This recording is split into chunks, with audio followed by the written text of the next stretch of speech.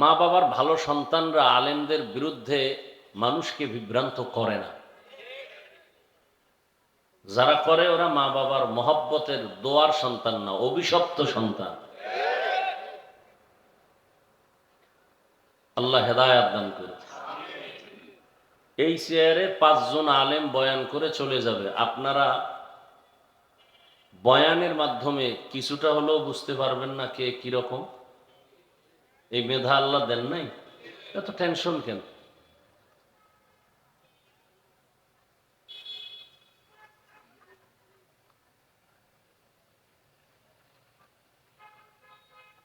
বৃহত্তর বিষয়টা দেখলে ছোটখাটো বিষয়টা এড়ায় যাওয়া উচিত।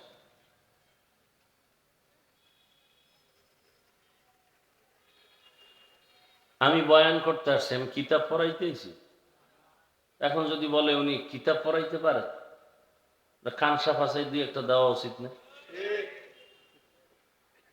সাধারণ মানুষকে বয়ান করতে আসছি, সাধারণ মানুষ যদি আমার বয়ান বুঝে, যদি বয়ান শুনে বসে টাকা পয়সা বাড়ি গাড়ির চিন্তা বাদ দিয়া হেদায়েতের দিকে আগায়, তাহলে এই ময়দানে আমি পারফেক্ট। মাদ্রাসায় ঢুকাইতে গেলে জিগাবা কিতাব পড়াইতে পারবেন? কত কিতাব পড়ানেওয়ালা এখানে আসলে কথা বলতে অক্ষম আছে না? আল্লাহ এক একজনকে এক একটা দিয়ে তো দিনের কাজ হওয়া মাকসাদ। উনি কত বড় আলেম ছোট আলেম, বড় ছোট এটার সার্টিফিকেটে হবে না, এটা কলবের এখলাস তাকওয়ার দ্বারা হবে। ইন্না আকরামাকুম ইনদাল্লাহি আতকাকুম, আল্লাহর কাছে সব থেকে বড় কে? তাকওয়াওয়ালা, তাকওয়াওয়ালা।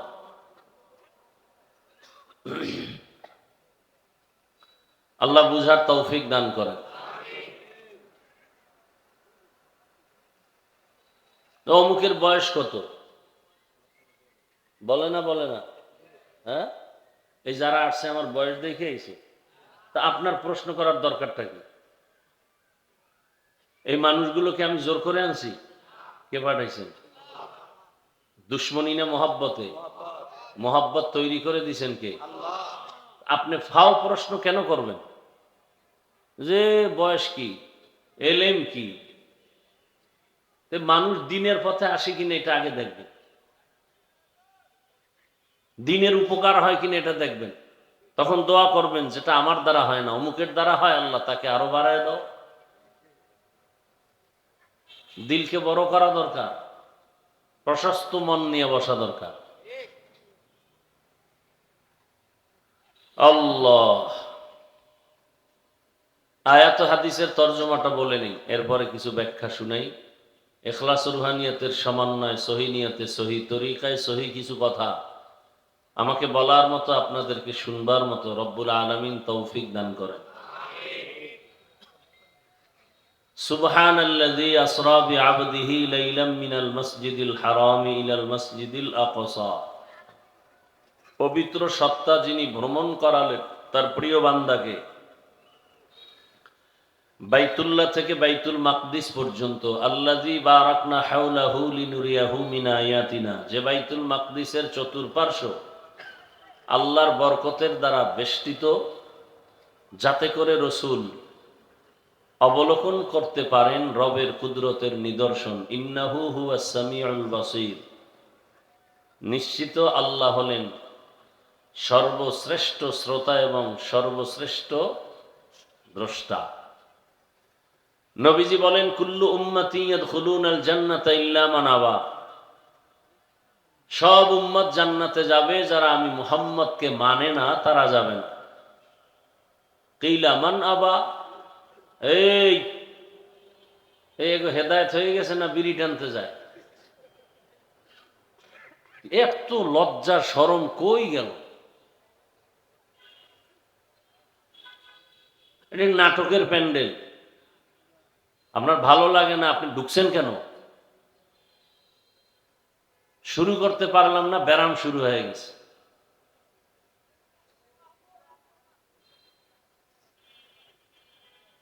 কমবখ।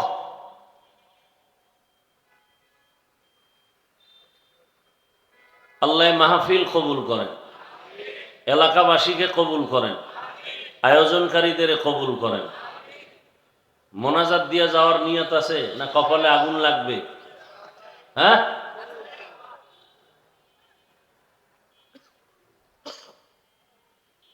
মাইয়ানফাউন নাস খায়রুন নাস।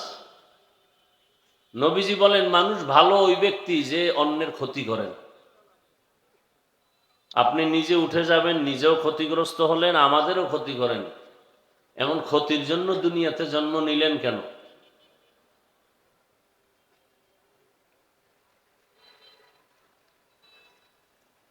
নবীজি বলেন সব উম্মত জান্নাতে যাবে, যারা আমাকে অস্বীকার করে তারা জান্নাতে। খেয়াল করবেন, সাহাবায়ে কেরাম প্রশ্ন করলেন নবী আপনাকে অস্বীকারী তারা কারা? নবীজি ডাইরেক্ট জবাব দেওয়ার মাঝখানে মোহাব্বতের আওয়াজ দিয়ে বললেন মান আতাআনি দাখালাল জান্নাহ, যে আমার অনুসরণ করবে সে জান্নাতি। ওয়ামান আসানি ফাকাদ আবা, যে আমার অনুসরণের বিরুদ্ধাচরণ করবে সে জাহান্নামী। খুব খেয়াল করেন, হাদিসের প্রতি একটু খেয়াল করেন। নবী বললেন সব উম্মত জান্নাতে যাবে, যারা আমি মুহাম্মদকে অস্বীকার করে এরা যাবে না। সাহাবায়ে কেরামের প্রশ্ন কি, ইয়া রাসূলুল্লাহ আপনাকে অস্বীকার করে তারা কারা?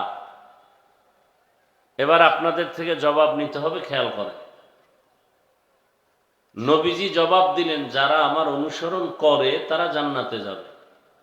বিপরীত কথাটা কি আসতে পারে বলেন তো? যারা আমার অনুসরণ করে না তারা জাহান্নামে যাবে, এই তো। আবারও খেয়াল করেন, নবীজি বললেন যারা সব উম্মত জান্নাতে যাবে, যারা আমাকে অস্বীকার করে তারা যাবে না। সাহাবায়ে কেরাম বললেন মান আবা, কারা আপনাকে অস্বীকার করে? নবীজি জবাব দিলেন যারা আমার অনুসরণ করে তারা জান্নাতে যাবে। কথা শেষ না আরো আছে? শেষের কথাটা রসুল কি বলছেন, আর এখান থেকে একটা পয়েন্ট আমি বের করছি। নবী বললেন যারা আমার অনুসরণ করবে তারা জান্নাতে যাবে। বিপরীত একটা কথা দাঁড়ায়, যারা অনুসরণ করবে না তারা জান্নাতে যাবে না, কিন্তু নবী এ কথাটা বলেন নাই। বিপরীত যে কথাটা দাঁড়ায় নবী এটা বলেন নাই। নবী কি বলছেন, যারা বিরোধিতা করে, মান আসানি ফাকাদ আবা, সে মূলত আমাকে অস্বীকার করে। এখানে বহু আল্লাহর বান্দা বসা আছেন, টুপি নাই, দাড়ি নাই, নামাজ নাই। ভাই ইকো দিও না, নামাজ নাই, তেলাওয়াত নাই, দাড়ি নাই যাদের, এখানে দুই দল ভাগ হয়ে গেছে। একদল দরদি আর একদল বিরোধী, একদল আগ্রহী আর একদল বিদ্রোহী। আরো ভালো করে বুঝেন, ডান দিক থেকে একটা যুবককে প্রশ্ন করলাম ভাই দাড়ি রাখো না কেন? বলে দাড়ি রাখা তো দরকার, রসুলের আদর্শ চেষ্টা করি, পারি না, একটু দোয়া করবেন। কি বুঝলেন, দাড়ি না রাখলেও কি মনে আগ্রহ আছে না নেই? শুধু আগ্রহটা আছে, এজন্য সে মুমিন। বাম দিক থেকে একজনকে জিজ্ঞাসা করলাম ভাই দাড়ি রাখো না কেন? উনি আমার কথাটা বলা মাত্রই বলে দাড়ির মধ্যেই কি ইসলাম? কি বুঝলেন তার কথায়? অন্তরে আগ্রহ আছে, সাথে সাথে বেঈমান। তাহলে দোনোজন দাড়ি নাই, একজন মুমিন আর একজন, যে দাড়ি রাখে না সে মুমিন, যে দাড়ি পছন্দ করে না সে বেঈমান, যে পর্দা করে না সে মুমিন, যে পর্দাকে পছন্দ করে না সে বেঈমান, যে নামাজ পড়ে না আগ্রহ আছে মুমিন, যে বলে নামাজের মধ্যেই কি ইসলাম সে বেঈমান, যে দাড়ি রাখে না সে মুমিন, আর যে বলবে দাড়ির মধ্যেই কি ইসলাম সে বেঈমান। যে পর্দা করে না সে মুমিন, যে পর্দার বিধান সম্পর্কে বলবে পর্দা করলে এর মধ্যেই কি ইসলাম সে বেঈমান। কোরআনের বর্ণিত রাজনীতি যারা করে না সে মুমিন। যদি বলে আমি রাজনীতি পছন্দ করি না, সে বেঈমান। আসতে বললেন কেন?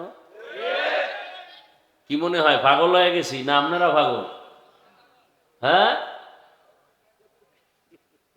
বহু চালাক ল্যাংটা হয়ে রাস্তায় ঘুরে, বিল্ডিং এ ঢুকার আর অনুমতি নেই, পাগল হয়ে গেছে, জঙ্গলে কলা পাতা বিছায় ঘুমায়, সান কফাইলে কই জীবন। তোমার আমার কপাল কি? নামাজ না পড়া, নামাজ পছন্দ না করা দুইটা আলাদা। নামাজ পড়ে না মুমিন, পছন্দ করে না বেঈমান। দাড়ি রাখে না মুমিন, দাড়ি পছন্দ করে না বেঈমান। পর্দা করে না মুমিন, পর্দা পছন্দ করে না বেঈমান। আল্লাহ হেদায়েত দান করুন। এখান থেকে রেজাল্ট কি পেলাম? একটা লোক দাড়ি রাখে না, তাকে গালি দেওয়া যাবে না। তার অন্তরের হালাত কি বুঝতে হবে, সে কি আগ্রহী না বিদ্রোহী। যদি দোয়া চায় রাখবো, দোয়া করবেন মুমিন। যদি কার দাড়ি না রাখলে অসুবিধা কি, বেঈমান।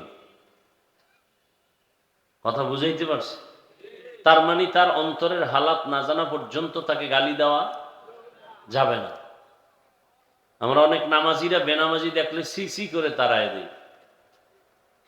একদিকে মনে হয় যেন কঠিন কথা, অন্যদিকে কিন্তু একটা সুন্দর পয়েন্ট। কাউকে গালি দেওয়া, লোক নামাজ পড়ে না, তাকে গালি দিবেন কেন? গালি তো হেদায়েতের পথ না। দিলকে বড় করে গালি না দিয়া বুকে লাগানো হলো হেদায়েতের প্রচেষ্টার পথ। আমরা গালিকে হেদায়েতের পথ বানায় নিতে চাই। আল্লাহ হেদায়েত দান করুন। হাদিস নিয়ে কিছু টাইম বললাম, আসেন আয়াত নিয়ে আলোচনা করি। যে আয়াতটা আমি তেলাওয়াত করেছি, যেই সূরাটার থেকে, সূরাটার নাম সূরাতুস সুবহান। এই সূরার আরেক নাম সূরা ইসরা। এই সূরার আরেক নাম সূরা বনী ইসরাইল। বনী মানি সন্তান, ইসরা মানি বান্দা, ইল মানি আল্লাহ, আল্লাহর বান্দার সন্তান। ইয়াকুব নবীর নাম শুনছেন, তার আরেক নাম ছিল ইসরাইল। এজন্য ইয়াকুব নবীর পরবর্তী বংশধর যারা, এদেরকে বনী ইসরাইল বলা হয়। এটা বংশীয় পরিচয়, ধর্মীয় পরিচয়। বনী ইসরাইল আর ধর্মের লাইনে দুই দলে বিভক্ত। এক দল মুসা নবীর উম্মত হওয়ার দাবিদার, আর এক দল ঈসা নবীর উম্মত হওয়ার দাবিদার। মুসা নবীর উম্মতের দাবি করনেওয়ালারা ইহুদি, খ্রিস্টান যারা ঈসা নবীর উম্মত হওয়ার দাবিদার। ফলাফল হলো মুসা নবীর উম্মত হওয়ার দাবি করার কোনো অধিকার এখন আর বাকি নাই।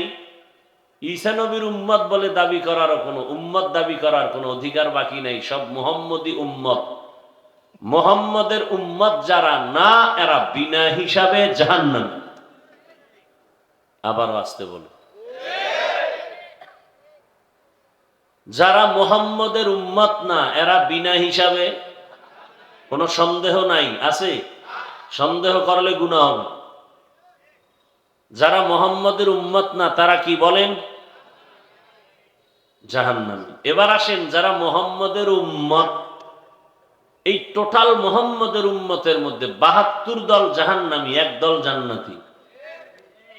এটা নতুন শুনছেন মনে হয়। হ্যাঁ, ৭২ দল জাহান্নামী, সব মুহাম্মদের উম্মতের মাঝে এক দল জান্নাতি। কিলা মান হিয়া ইয়া রাসূলুল্লাহ। একদল জান্নাতি, তাদের পরিচয় কি? নবী যদি বলেন আমাকে মানবে যারা, তারাই যাবে। নবী এতটুকু বলেননি, আনা আলাইহি ওয়া আসহাবি, আমি মুহাম্মদের আদর্শ আর আমার হাতে গড়া সাহাবাদের আদর্শ যারা মেনে চলবে, তারা জান্নাতি। কি পাইলাম এখান থেকে ফলাফল? যারা বলে মুহাম্মদ মানি, সাহাবা মানি না, তারা ভণ্ড। এরা ৭২ দল জাহান্নামীদের অন্তর্ভুক্ত। কথা বুঝতেছেন তো? যারা শুধু রসুল মানে, মুহাম্মদ এর আদর্শ মানে, সাহাবাদেরকে মানে না, এরা কি হক না বাতিল? এরা একদল জান্নাতি না ৭২ দল জাহান্নামী? ওই দলের অন্তর্ভুক্ত। আওলাদে রসুল হুসাইন আহমদ মদনী রহমতুল্লাহ আলাইহি বাংলাদেশে আসছেন, বিশেষ করে সিলেটের জমিনে বেশি সময় কাটাতেন।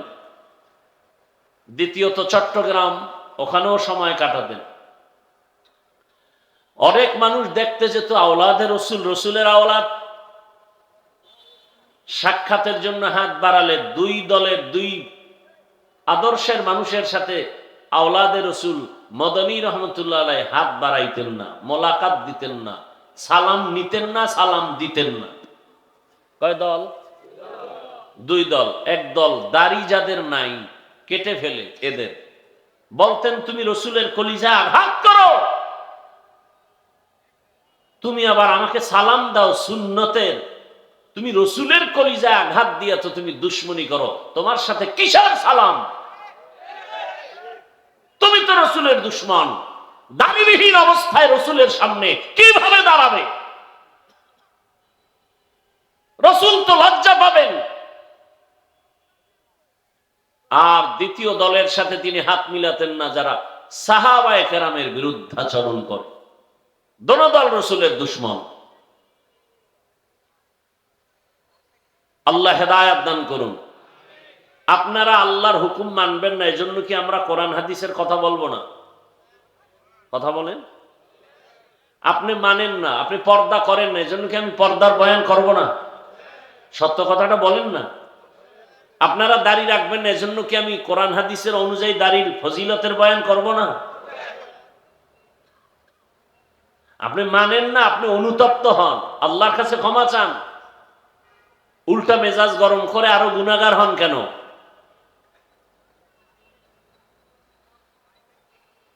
জান্নাত পাওয়া আপনাকে সহজ কে বলেছে? জান্নাত পাওয়া সহজ হলে জান্নাতের টিকিট হাতে নিয়ে সারা জীবন আবু বকর কাঁদলেন কেন? জবাব দেন। ওমরে ফারুক রাদিয়াল্লাহু আনহু কাঁদলেন কেন? জবাব দেন। সমস্ত সাহাবায়ে কেরাম কাঁদলেন কেন? জবাব দেন আমাকে। আবার একদল চোরারা কয় এত কাদা লাগে না, অথচ আল্লাহ কি বলেন? ফালিয়াজহাকু কালিলা ওয়ালিয়াবকু কাসীরা, কম হাসো বেশি কাঁদো। আল্লাহ কয় কাঁদো বেশি, আর ওই চোরারা কয় বেশি কান্না লাগে না। কোন চোর? এরা লুসুসুদ্দিন, এরা দিন চোর, ধর্ম চোর, ইসলাম চোর, ইমান চোর, আমল চোর। আল্লাহ হেদায়েত দান করুন। এই কথা বলা যাবে না, ইশারায় কাজ করেন, নাহলে দোয়া করে নেমে যাব ডিস্টার্ব করলে।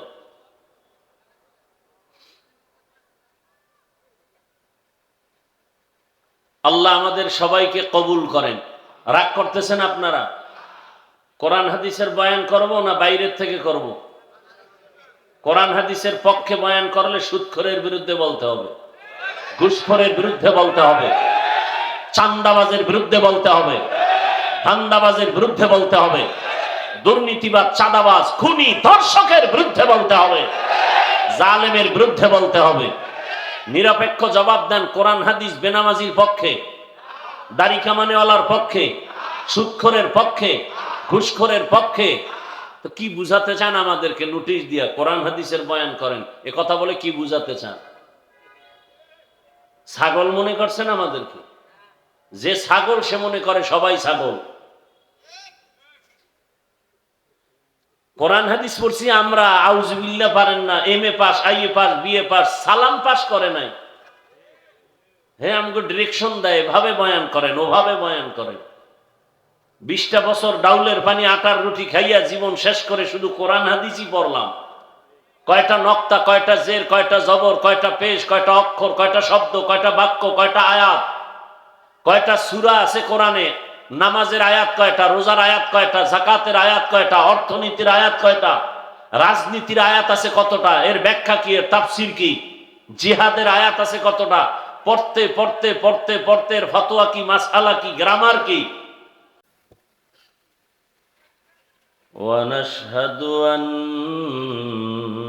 سيدنا وسندنا وحبيبنا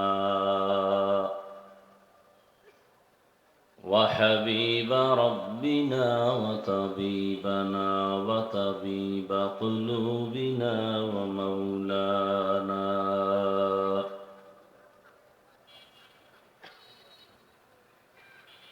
ومولانا محمدا عبده ورسوله.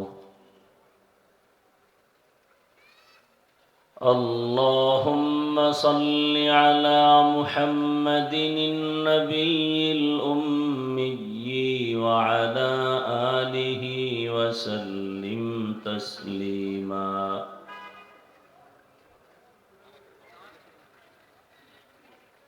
وبعد، فأعوذ بالله من الشيطان الرجيم.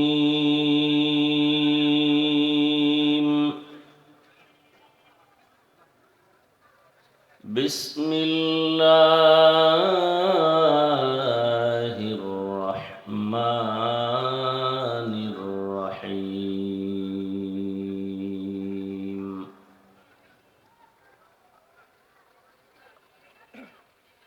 سبحان الذي يسرى بعبده ليلا من المسجد الحرام إلى المسجد الأقصى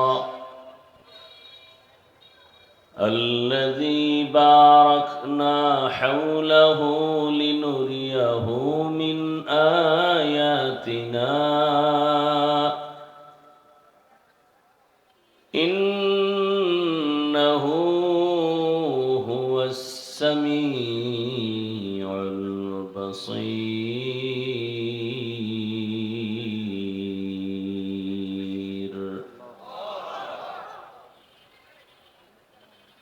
وقال النبي صلى الله عليه وآله وسلم: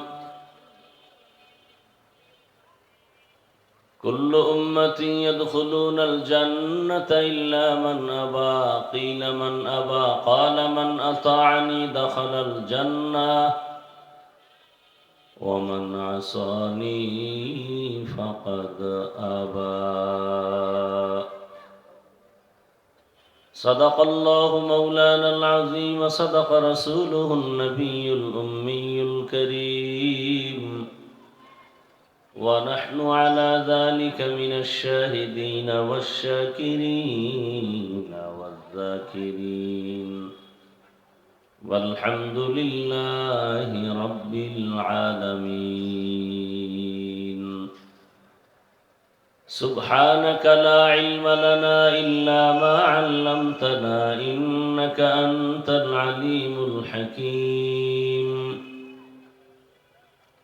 رب اشرح لي صدري ويسر لي أمري واحلل عقدة من لساني يفقه قولي. निगाह मुमिन से तू बदल जाती है तकदीर, निगाह मुमिन से तू बदल जाती है तकदीर। ये बंदा की कुव्वत नहीं कुदरत का इशारा, ये बंदा की कुव्वत नहीं कुदरत का इशारा। ऐ मर्द खिरद तर्क मासी की ज़रूरत, ऐ मर्द खिरद तर्क मासी की ज़रूरत। अब सोहबत सालेह की सवा कोई नहीं चारा, अब सोहबत सालेह की सवा कोई नहीं चारा।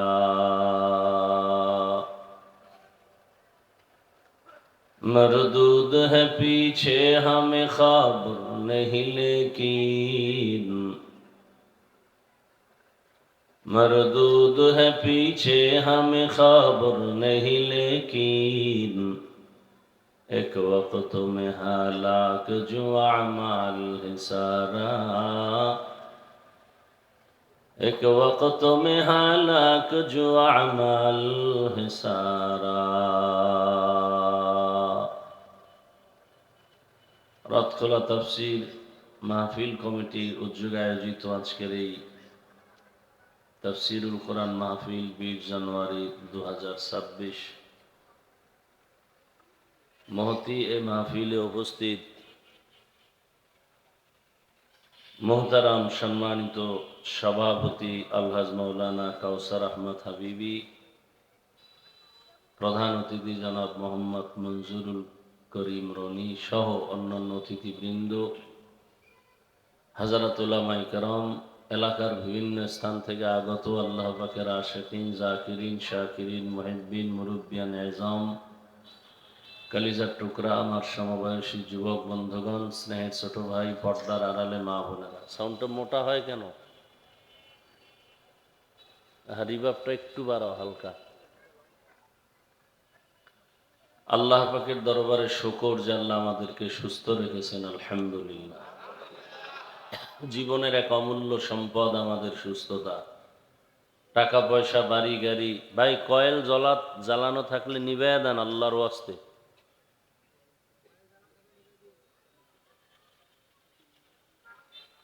টাকা পয়সা, বাড়ি গাড়ি সব আছে, কিন্তু যদি অসুস্থ থাকি এই জীবনের কোনো দাম। টাকা পয়সা, বাড়ি গাড়ি তেমন নাই, কিন্তু আল্লাহ যদি আমাদেরকে সুস্থতার নেয়ামত দান করেন, এর থেকে সুখী জীবন আর হতে পারে? আল্লাহ আমাদের সুস্থতাকে দায়েমান কবুল করেন। এখনো যারা ঘরে বিছানায় হসপিটালে অসুস্থ, আল্লাহ তাদেরকেও সুস্থতার নেয়ামত দান করেন। ওলামায়ে হযরত আলোচনা করেছেন, আপনারা ধৈর্যের সাথে কোরআন সুন্নাহ ভিত্তিক আলোচনা শুনছেন। উলামায়ে কেরামদের কথাগুলো সহি তরিকায় আমল করার তৌফিক আমাদেরকে দান করেন। উলামায়ে কেরামের ইজ্জতকে আল্লাহ বেশি বেশি বাড়ায় দেন। যারা কমাতে চায় এদের আল্লাহ হেদায়েত দান করেন।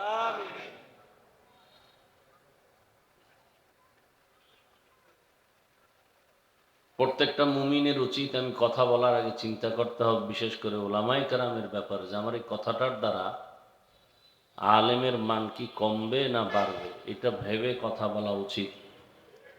কারণ এই জমিনে আলেম নাই তো ইসলামও নাই। কোরআন হাদিস আলেমের কাছে, ইসলাম কোরআন হাদিসের কাছে। এগুলো আমরা ভাবি না বিদায় আউযুবিল্লাহ না পারনেওয়ালাও আলেমের বিরুদ্ধে মন্তব্য করে।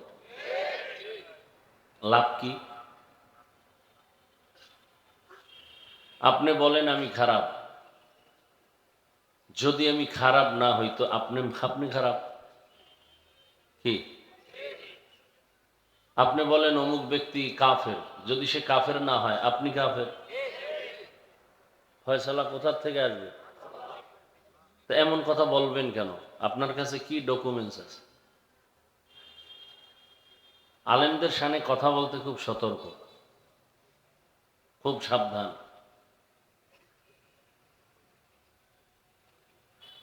তাদের ব্যাপারে আল্লাহর ফয়সালার অপেক্ষা থাকাই ভালো। এতটুকু দোয়া করেন, আল্লাহ হককে হক হিসাবে প্রকাশ করে দেন, বাতিলকে বাতিল হিসাবে গোটা জাতির কাছে প্রকাশ করে দেন। সুন্দর দোয়া। কে বাতিল কে হক আল্লাহ চিনিয়ে দিলেই তো যথেষ্ট। আপনি নির্ণয় করার কি স্কেল আছে আপনার কাছে? অমুকে ভালো অমুকে খারাপ, কি স্কেল আছে আপনার কাছে?